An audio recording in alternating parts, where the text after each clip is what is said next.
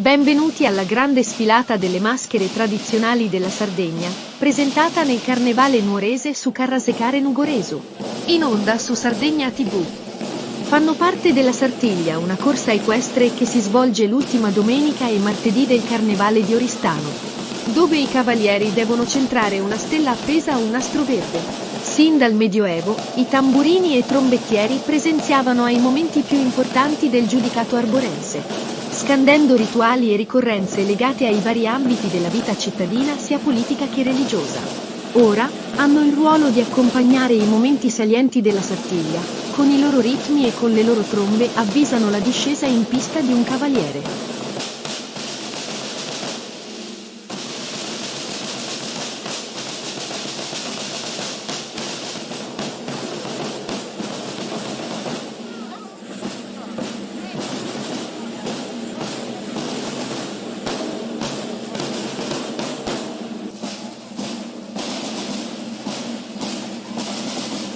Famosi in tutto il mondo, i mamutones e gli issoadores di Mamoiada rappresentano il collegamento tra il mondo dei vivi e dei morti, scacciando il male col suono ritmico dei campanacci. Si manifestarono in antichi riti pagani, attualmente si esibiscono il 17 gennaio, durante la festa di Sant'Antonio Abate, con l'apertura del Carnevale Mamoiadino. Nella vestizione, e dal momento in cui indossano la maschera si crea una metamorfosi dove l'uomo diventa animale dio. Il mamutone indossa una maschera scura, sulle spalle porta campanacci di varia misura, con un peso che può raggiungere i 20 kg. L'issoadore, il guardiano del mamutone, indossa un corpetto rosso e usa una fune di giunchi intrecciati, con lo scopo di acchiappare alcuni spettatori in segno di buon auspicio e di abbondanza. Nel Carnevale di Olzai si esibiscono i maimones. Rappresentano un essere metà donna e metà uomo e simulano un rapporto per la fertilità umana. Gli intintos, con il viso annerito dalla fuliggine, rappresentano le vedove in lutto per la morte del carnevale. Infine i murronarzos, che sfilano in coppia e indossano abiti in orbace. Maschera tipica del Carnevale di Neoneli, Soscorriolos, indossano pelli di pecora o di capra, sulle spalle hanno una pelle di porcospino con ossa di animale legate assieme. Portano un copricapo di sughero con delle fastose corna di cervo o di daino.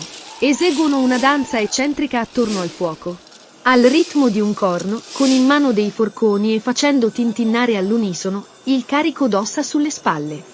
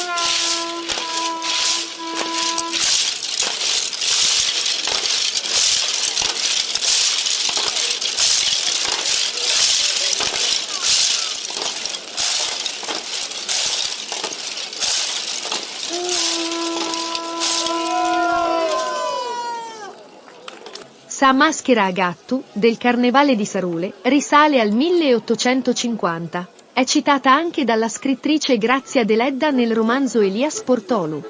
Definita a gatto per il modo di atteggiarsi, è formata da due donne del costume tradizionale, indossate al rovescio per nascondere i ricami e garantire l'anonimato. Una copertina bianca sulla testa come simbolo della nascita, un velo nero davanti al viso come emblema della morte, e una fascia rossa intorno al capo per simboleggiare il matrimonio. Mentre su Maimone è il fantoccio destinato a morire alla fine del carnevale. Come simbolo di buon auspicio, veniva esposto nei campi per augurare una buona annata ai contadini e ai pastori. Il viso è coperto da una maschera derivante dalla foglia dei fichi d'India essiccata.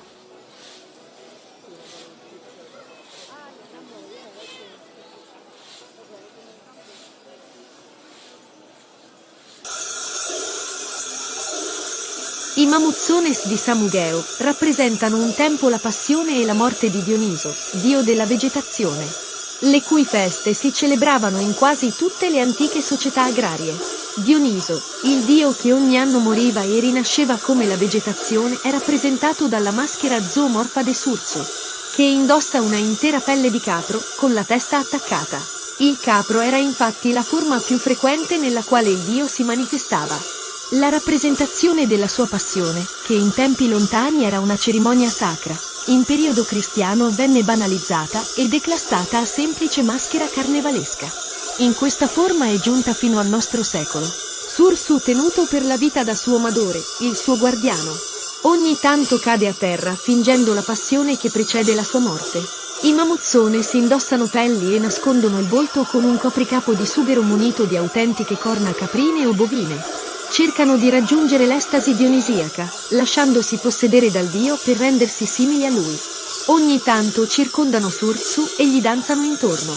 Un tempo tutti i Mamuzzones portavano con sé un bastone avvolto di pervinca o di edera, a somiglianza del tirso. Essendo tale strumento alquanto ingombrante, oggi viene portato solo da qualche maschera e da colui che conduce il gruppo. I sonagli hanno significato apotropaico, vogliono cioè col loro suono tenere lontani dalla cerimonia gli spiriti del male.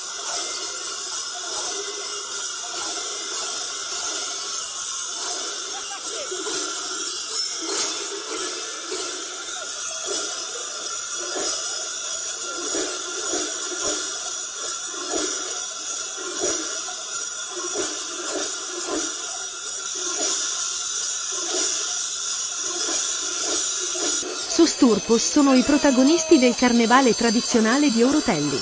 Il loro nome significa ciechi. Hanno il volto annerito e indossano su gabbano, un cappotto di orbace nero. Portano campanacci, che agitano per allontanare le forze del male e favorire la buona annata agraria. Sosturpos bue, che a gruppi di 2 tirano un aratro di legno. Un turpos pastore che li conduce. Un turpos seminatore che semina crusca a simboleggiare la buona fortuna del raccolto lanciandolo sulla folla, ed un altro turpos maniscalco che mima il gesto di ferrare l'animale. Soscolonganos di Austis, come dal nome Colos, indossano pelli di pecora. Sul capo portano pelli di volpe o di martora, mentre sulle spalle hanno le ossa di animali di vario genere. La loro caratteristica è la maschera di sughero ricoperta di rami di corbezzolo che portano sul viso. L'altra figura è Surzu, la vittima sacrificale del rito che indossa la pelle di cinghiale. I Bardianos sono i guardiani con il classico gabbano, un cappotto nero in orbace con cappucci che coprono il viso tinto di fuliggine. I Boes e i Merdules del carnevale di Ottana rappresentano la lotta tra l'istinto animalesco e la ragione umana. Il Boy che viene inseguito, frustato e catturato dal Merdule, ha una maschera in però selvatico dalle fattezze di un bue. Spesso viene decorata col fiore della vita in segno di prosperità. Indossa pelli di pecora bianca con sopra campanacci che possono arrivare al peso di 30 kg. Il Merdule indossa una maschera con le fattezze del volto di un vecchio uomo deforme e rappresenta il guardiano.